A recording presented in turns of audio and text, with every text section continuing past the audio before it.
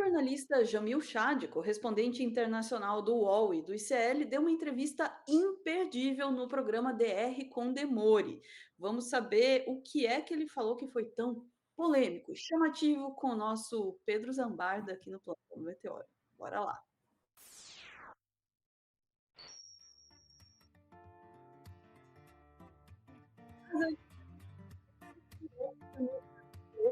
O nosso maravilhoso Demore, que foi tão chamativo assim a respeito da China, hein, gente? Eu quero passar um recadinho super rápido da Vero Cafés.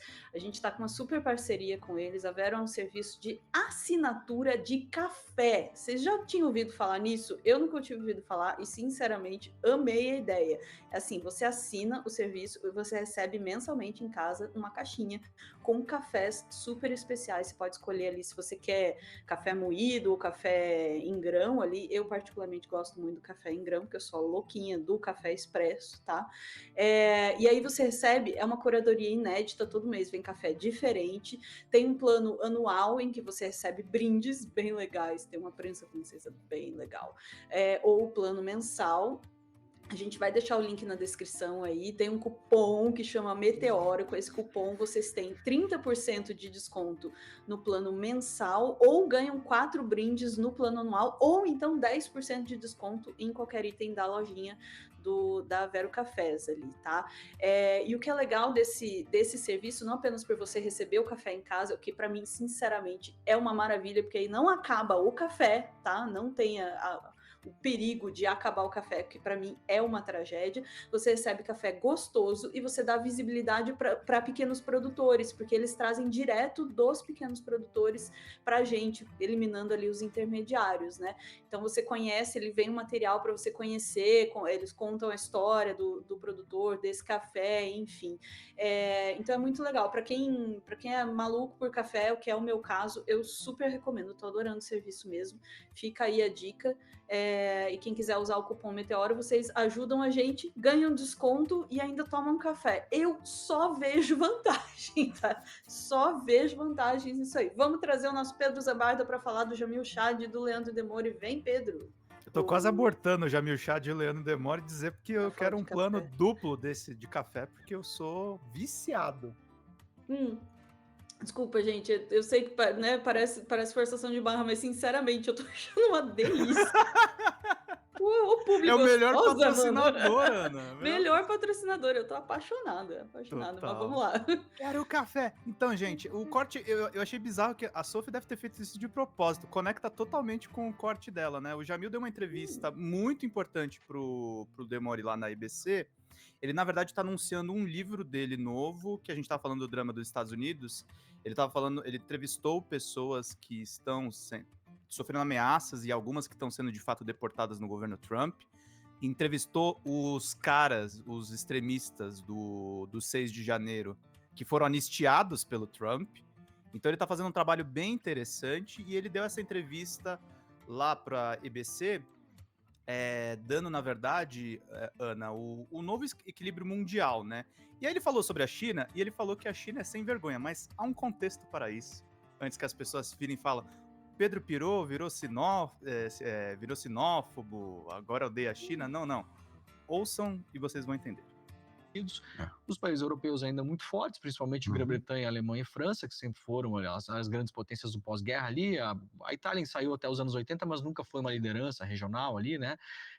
A França com a sua política, a Alemanha com a sua indústria e a Grã-Bretanha com as suas ligações com os Estados Unidos sempre foram os países que estavam muito colados ali, mas claramente a liderança até cultural do mundo era uma liderança basicamente feita pelos Estados Unidos, que se meteram em várias guerras e tocaram, digamos assim, a narrativa do pós-guerra, né, por uns 50 anos. A gente tem uma entrada da China, só que a China ela tem um outro jeito de olhar para o mundo. É uma outra cultura, né? É uma cultura muito mais antiga, é uma cultura que tem uma outra... tem um outro trato nas próprias relações internacionais, que é um tema que você acompanha muito bem. O que você conseguiria colocar da diferença entre, por exemplo, nessas relações internacionais, a maneira como os Estados Unidos levaram a segunda metade do século XX e a maneira como os chineses encaram relações internacionais, conversas bilaterais, própria questão de investimentos? se eles são mais ou menos bélicos, mais ou menos predatórios que os Estados Unidos? Você consegue estabelecer essas diferenças cruciais, assim? Sim, e antes de entrar nas diferenças, tem alguns elementos que a gente precisa considerar. O primeiro deles é que aquele apogeu americano do pós-Segunda Guerra Mundial significou que, com a Europa destruída, o mundo em desenvolvimento, ainda muita gente era colônia, né? Sim, Então, África, Ásia, etc. sim. Naquele momento, a economia americana representava 40% da produção industrial do mundo. Sim. Tá? Pós-Segunda 40% Guerra. da produção industrial do mundo. Sabe o que vai acontecer em 2030? Hum. A previsão é de que a China represente 40% da produção industrial do mundo. Então, é uma transformação gigantesca isso. Ana, eu fiquei 10 dias na China. Eu passei por 4 cidades. E eu tava com o Kennedy Alencar, que era, na época ele tava com a coluna no UOL, agora ele saiu de lá. E ele tava falando para mim de jornalistas que foram 20 anos atrás, quando Pequim não dava para respirar por conta da poluição. Agora é uma cidade arborizada e tudo funciona. Isso que ele tá falando é isso mesmo, tá, gente? É uma civilização que, assim, eles fizeram uma revolução comunista, eles depuseram um império, e eles cultuam tantas figuras do império quanto as figuras da revolução, entendeu? É um negócio assim, o pessoal que fala assim, a China é a ameaça do mundo. Não, a China existe muito antes dos Estados Unidos, tá, gente? Os Estados Unidos é que é alguma coisa que apareceu no meio da história da China, entendeu? A gente tá falando de milênios e de muito tempo atrás. Mas aí chega o momento que o Jamil fala que a China tem uma diplomacia sem vergonha. Vamos ver aqui. Né? E a China quer, isso ela diz de uma forma muito clara, ela quer ser a protagonista na definição das regras do século XXI. Essa é a ambição da China. Eu quero fazer parte não só da mesa de discussão, eu quero que no século XXI as regras mundiais sejam definidas por mim. Pode ser por outros, juntos? Sim, mas eu quero fazer parte dessa definição. E aí ela aprendeu algumas lições em relação aos Estados Unidos. Em outros aspectos, sim, há uma ambição, vamos dizer assim, de domínio. Não diria domínio territorial, não é isso, mas de influência. Primeira lição que ela aprendeu dos americanos, tratar até aquele país mais insignificante com muita pompa. Né?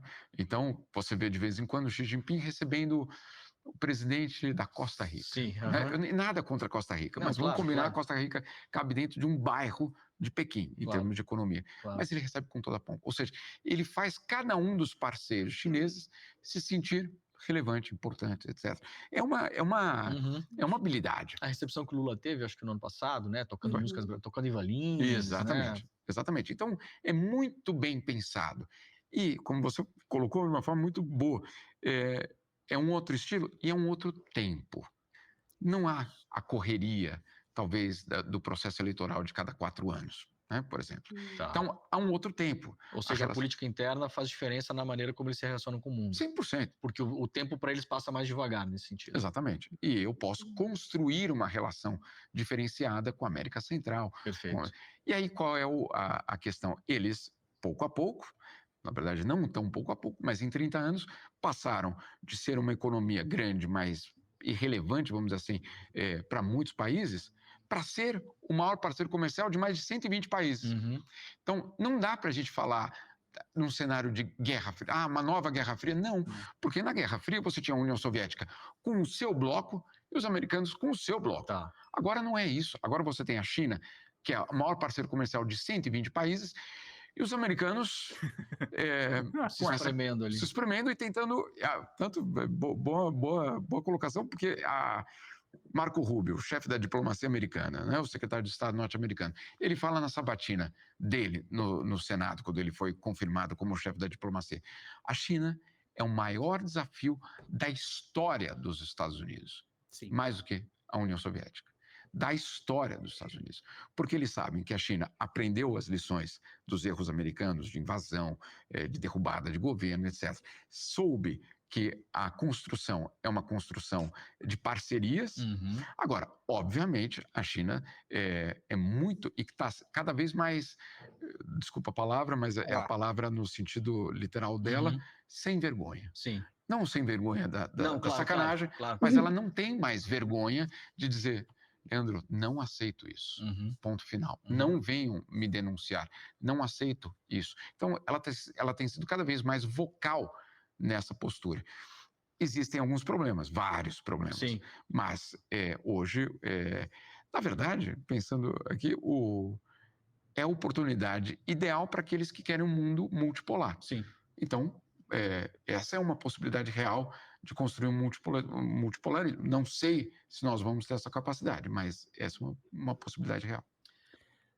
Ana, por que é possível construir um mundo multipolar? Eu vi no fórum da Rota da Seda, que eles falam cinturão e rota na China, né? Eu vi eles receberem com a mesma pompa que... Não exatamente a mesma pompa, o Lula é muito mais amigo da China do que essas outras nações, mas até a Hungria do Viktor Orbán, que é de extrema-direita, foi tratada com imenso respeito pelos chineses. Porque o que eles pensam é estratégia, o que eles não pensam na ideologia. Exatamente, é uma estratégia diplomática, entende? De construir boas relações. Enquanto isso, você vê o quê? O Donald Trump ofendendo todo mundo. Todo mundo, a rodo, assim, sabe? Até os antigos amigos. Até os antigos amigos. O Canadá, ele conseguiu encher o saco do Canadá, que é um país super de boa, assim, né? Então, é uma estratégia diplomática, né? Construir boas relações, especialmente no momento em que o seu maior rival, né, em termos de potência mundial, está espizinhando todo mundo. Espertíssimo, né? Exatamente. Não, e é basicamente isso. Eu gosto muito desse trecho do Jamil, porque ele desmistifica algumas coisas. Assim, a crise que a gente está vivendo agora é muito feia, tá, gente? A gente está tendo agora esse conflito Irã-Israel, que a China já se posicionou contra as agressões do Irã, e isso vai escalar para alguma coisa que eu não sei o que é, se o Trump dobrar a aposta no apoio a Israel. É um mundo assim, mas as pessoas se precipitam um pouco quando o Jamil fala, não é uma nova Guerra Fria, não dá para você competir com uma nação que tem negócios com 120 países. Ela tem mais negócios do que os Estados Unidos. Eu visitei, por exemplo, a sede da CGTN, que é a CNN deles, que aliás é uma emissora pública. Eles têm aplicação de inteligência artificial e cobertura local em países na África, na Rússia, em todo o setor que os Estados Unidos não cobre. Cara, como é que você vai competir com isso? A gente não estava prestando atenção, mas a China vem construindo, obviamente, isso há muito tempo. Resultado, obviamente, da realidade que o Pedro estava nos lembrando. A China estava... E eles já falaram isso. O mais legal é que eles já falaram isso publicamente. A China estava aqui muito antes de vocês, Estados Unidos, e vai estar muito tempo depois também. É isso, gente. É uma civilização. E uma coisa que as pessoas também têm que tirar da cabeça, todos esses preconceitos com a China, gente, eu mesmo já tive, tá? Mas não dá nem para falar, por exemplo, o conceito de imperialismo, por exemplo, que a gente tem a respeito dos estadunidenses. Não tem nada a ver. A China foi um império, mas as pessoas precisam entender que é um império de resistências. Não à toa eles construíram uma muralha que cercou as principais cidades. Eles são pautados, na verdade, na resistência, na resiliência e em aprender o que aconteceu com os outros regimes. É o sistema assim que eu vi de comunismo mais sofisticado que tem. Não adianta, não dá nem para comparar com o regime soviético. E olha que o regime soviético tirou a Rússia de uma economia agrária para jogar a Rússia no espaço. A China vai conseguir muito mais do que isso. Então é isso que as pessoas precisam colocar na cabeça. O Jamil tá falando todas essas coisas de geopolítica, gente, porque ele tá lançando um livro sobre a situação dos Estados Unidos. Eu não tô fazendo jabá do livro não, mas eu achei interessante o que ele falou. Aí tem o finalzinho da entrevista só para rodar, é uns minutinhos só. Vamos lá. Aí. Nós vimos Donald Trump fazer coisas, eu não diria semelhantes, mas tão absurdas quanto em outros lugares do mundo, na África do Sul. Verdade, agora Clarice, é socialismo. Recebendo exiliados brancos, fazendeiros brancos, porque estão sendo alvos, segundo o Trump, de um genocídio. Donald Trump falou isso, né? Eu não aparentemente ninguém ficou sabendo, só ele ficou sabendo que tinha um genocídio. Então, é algo a se preocupar, mas, ao mesmo tempo, dentro do governo americano, tem uma avaliação muito interessante, que é a seguinte: toda vez que Donald Trump se meteu em uma campanha eleitoral no exterior, o candidato dele perdeu, né? Então, por exemplo, Canadá. o partido do Justin Trudeau estava na lona. Sim, os conservadores iam ganhar sem acelerar nada. Ele entrou na campanha e deu aquela reviravolta. Por quê? Porque houve aquele sentimento de, não, calma aí, a briga aqui é doméstica, uma invasão, uma ingerência à nossa soberania é insuportável. E aí aconteceu isso no Canadá. Aconteceu isso também, de uma certa forma, na Alemanha, com o Elon Musk fazendo o pró-AfD, a extrema-direita. Aconteceu também na Austrália. Então, foi visto, dentro da própria Casa Branca, que quando Donald Trump faz uma ação agressiva em prol de um grupo dentro daquele país, aquele país se une contra isso. Tá. Então, há um medo de que isso aconteça. Não estou dizendo que não vai acontecer, mas é uma consideração. É uma avaliação. A segunda consideração em relação ao Brasil é o tamanho do investimento americano aqui. Tem 150 bilhões de dólares de investimento americano aqui. Aí a pergunta que esses empresários fazem à Casa Branca. Calma aí. Se vocês se meterem lá e criaram uma crise diplomática entre os dois países, que garantia vocês vão me dar de que eu não vou perder o meu investimento? O que eu ganho com isso? Claro. Então também tem esse ponto. E o terceiro, que também é considerado pela Casa Branca, se houver uma reação muito agressiva de Donald Trump no Brasil, tudo indica que a gente vai nos aproximar ainda mais dos europeus e da China. Exato. Então, entregar de bandeja um país desse para o interesse europeu. Então, isso tudo está sendo jogado, mas, dito isso, precisamos ficar muito de olho em 2026. Os americanos têm 3 eleições, Leandro, fundamentais para eles na América Latina entre esse ano e o ano que vem. Chile, em 2025, e Brasil e Colômbia em 2026. Colômbia, o Petro saindo, não tem reeleição, né, do Petro, né? Então você Chile, o Boric sai também? Sai também, porque não tem reeleição. E o Lula que pode concorrer ou pode não concorrer, e aí a ver se vai ser Tarcísio, Bolsonaro, enfim. Eduardo, enfim. Ratinho Júnior, Gustavo Ratinho Lima. Júnior. Sei lá, cara Anitta. Exato. A gente pode começar a viajar aqui. Vamos fazer todos. Mas olha só um mapa da América do Sul. A Anitta é melhor, Imagine só, se o Chile, então, a esquerda perde. Já tem Argentina. O Paraguai já é um aliado de Donald Trump. Isso. Equador e Peru já são aliados. Também. A Guiana já é uma aliada Donald Trump. Colômbia caindo. Brasil caindo. Chile caindo. Eles têm uma América do Sul absolutamente, vamos dizer assim, confortável para os interesses americanos e não só dos interesses econômicos americanos, mas da extrema-direita. E aí, esse é um ponto fundamental e, claro, uma ameaça para a democracia na região toda. Então, são 2 anos fundamentais. Chile, Brasil e Colômbia e esse mapa da América do Sul. Muito bem. Jamil, rapidamente, dá o serviço do livro que você vai lançar agora. É o livro que baseado na sua viagem pelos Estados Unidos. Isso. Em julho. Olha, eu vou dizer pela primeira vez o nome do título aqui. Vai. Tomara que você seja deportado. Tomara que você seja deportado. Isso é a frase de alguém? É a frase que um moleque disse para o meu filho no pátio da escola. Que é, obviamente, uma demonstração de que não é a Casa Branca, a declaração de Donald Trump, é como esse medo, como essa violência chegou em absolutamente todo o segmento da sociedade americana. Então, tomara que você seja deportado. Crônicas de uma viagem pela distopia americana. Caraca, super quero ler.